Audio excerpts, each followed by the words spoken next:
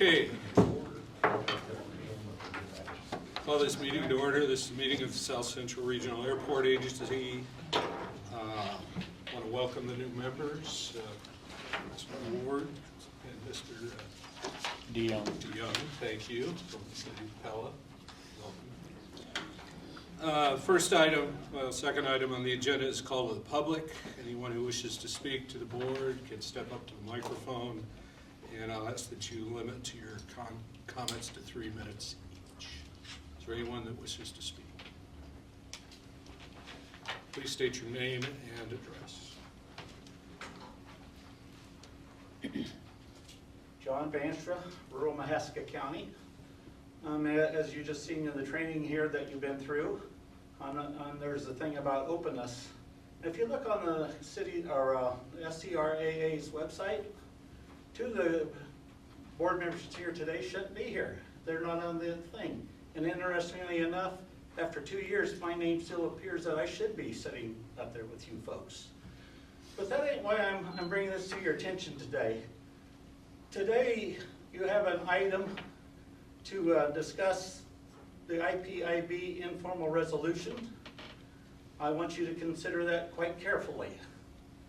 You were able to remove the rewriting of the 28E. You may consider that a win.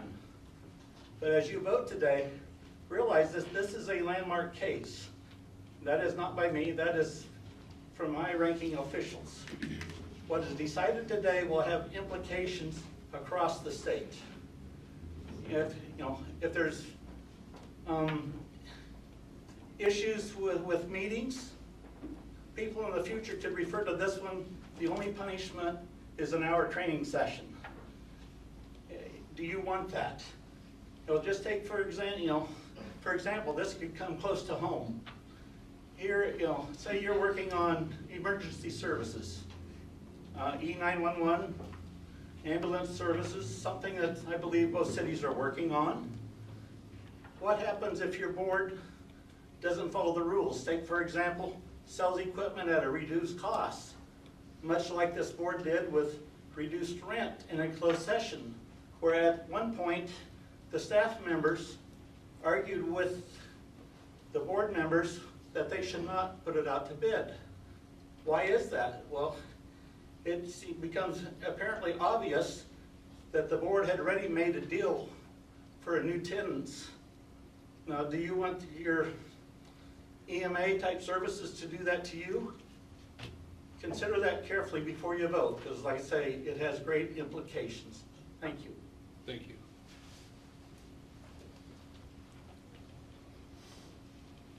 Anyone else like to speak today? Yes, ma'am.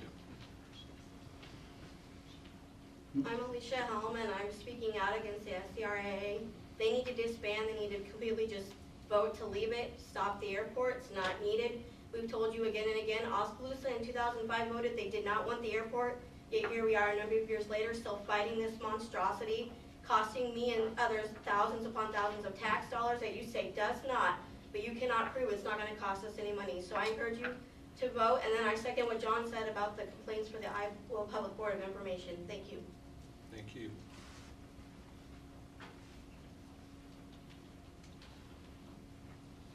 Anyone else? Okay, thank you. Next item on the agenda is the approval of the minutes from the March 7, 2024 meeting. Do I hear a motion? So moved. Second. Moved and seconded to approve the minutes. Is there any discussion? Hearing none, all in favor say aye. Aye. All opposed, same sign. Thank you. Next item is Resolution 72, acknowledging status of the replacement airport. Mike, do you want to brief us on this? Yes, Mr. Chairman, I'd be happy to. And really the intention of this resolution is to provide notice to the cities of Oskaloosa and Pella that the South Central Regional Airport Agency is unable to complete the necessary land acquisition for the regional airport. And what it also does, as a result, the resolution states that the project will not be pursued unless instructed by the cities of Oskaloosa and Pella. So again, the intent of this resolution is to provide notice to the cities on the status of the regional airport.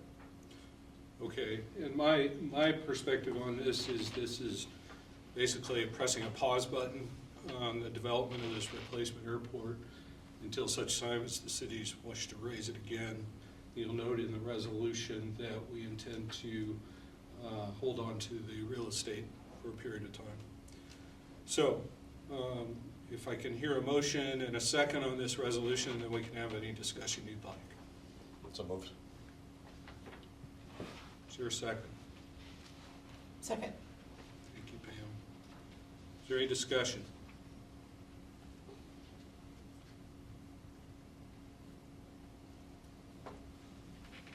Hearing none. All those in favor say aye. Aye. Opposed, same sign. Motion carries. Next item on the agenda is resolution number 73, approving a formal resolution of IPID complaints in the form presented in the agenda packet. I think you had a chance to review that. Prior to discussion, can I have a motion? So moved. Support. Been moved and seconded. Is there any discussion? Amy, do you have any commentary? Just, Your Honor and members of the agency, this is the informal resolution that has been provided to us by the Iowa Public Information Board in response to the complaints that were filed by Mr. Vanstra, John Vanstra, Bert Vanstra, Jack Rempe, and Drew McGee. After considering the matter, the board, the Iowa Public Information Board, referred it to staff and asked that they provide or work with us on an informal resolution as a first step. This is what has been provided to us. It lays out the facts as we would agree to them and the remedy as set out in there. I reviewed it. I think it's accurate. I would recommend approval by this agency. I'll be glad to answer any questions that you may have. I believe you all been given copies of the informal resolution, so is there any further discussion or questions? Okay, it's been moved and seconded to approve. All in favor say aye. Aye. Opposed, same sign. Motion carries. Next item is the acceptance of the audit report. Mike, do you want to discuss that, and then let me know if we need an approval of that, or are we just accepting it? Yeah, thank you, Mr. Chairman. I'd be happy to walk through the SCRA's fiscal year audit report. The audit report that we're going to be discussing today, which was included in the board packet, was for the time period June 30th, 2023. And just to briefly go through the governmental audit that is provided, I'd like to also mention to the board this is the first year of our new auditors with it, and after a number of years with the SCRA audit being completed by Van Bonnen and Associates, they informed us during the year they would not be able to complete the audit. So it was a real challenge in getting the audit performed, but we're able to get it secured. But to briefly go through the financial statements, because they're somewhat different than most of you in private business on there and trying to decipher governmental financial statements. First of all, it's important when we talk about the audit to always talk about the auditor's opinion in this matter. They've written an opinion on the agency's financial statements as of June 30th, 2023. What they have found is those financial statements were prepared in accordance with generally accepted accounting principles. So what you would see in private industry is what's called an unqualified opinion. In my world, it means unmodified opinion, exact same thing on it as well. Let's go ahead through the audit report. One of the new sections, it's not new sections, but it's different than private industry that we also have, and this is an effort to have transparency and really just an understanding of governmental fund accounting on the matter. We include a section in the audit report that's called the management discussion and analysis. I believe it's pages 5 through 8 in the report. And really what that is for the layperson and trying to get a better understanding of the governmental issued financial statements. We're required to do that as well. So what we're trying to do is tell the story behind the numbers as well. And it's really meant to aid in the understanding of the financial statements as well. Now, as we move through the financial statements, some titles may seem foreign to you or unfamiliar with it. Page 11, we have a statement of net position. If you were to equate that to what you would traditionally refer to as balance sheet on that, that's in its essence the same thing as private industry. It is important to note the agency does have assets of over $6 million with our property holdings that we have as well. Page 12 of the report is a statement of revenues and expenses and changes. That's commonly referred to as our income statement, and page 13 is very similar to a cash flow statement.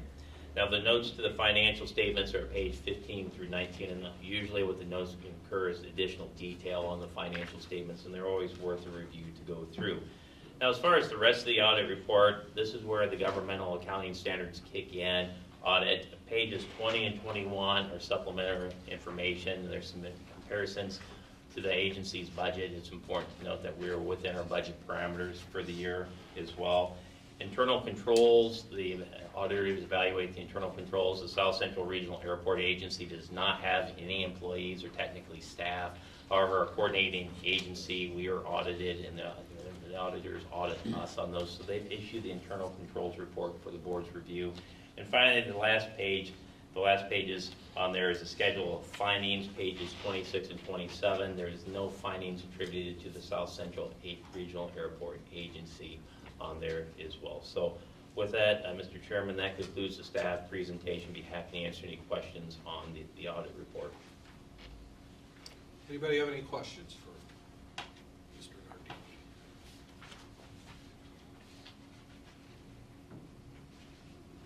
Thank you, Mike. Appreciate you getting that put together for us. Next item is a review of the SCRAA financial statement. Mike? All righty. Yes, Mr. Chairman. What we have is just a summary of the financials for the South Central Regional Airport through May 31st of this year. So we have a few financial statements that we do have on here as well. The first statement that we have is just simply our income statement. It's important to note through May 31st, we had farm rental income from the SCRAA property just over $129,000.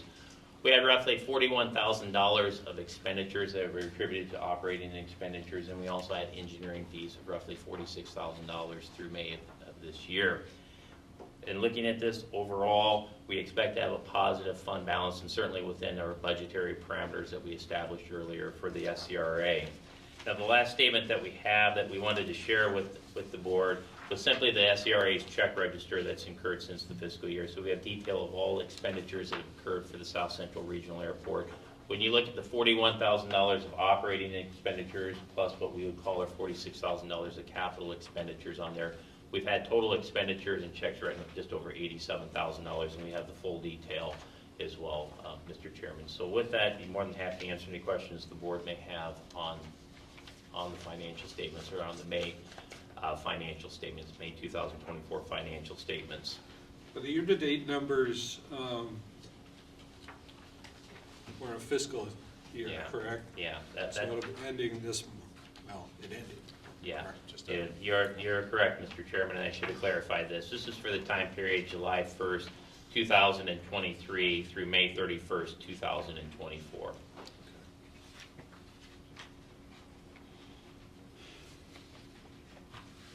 Any questions?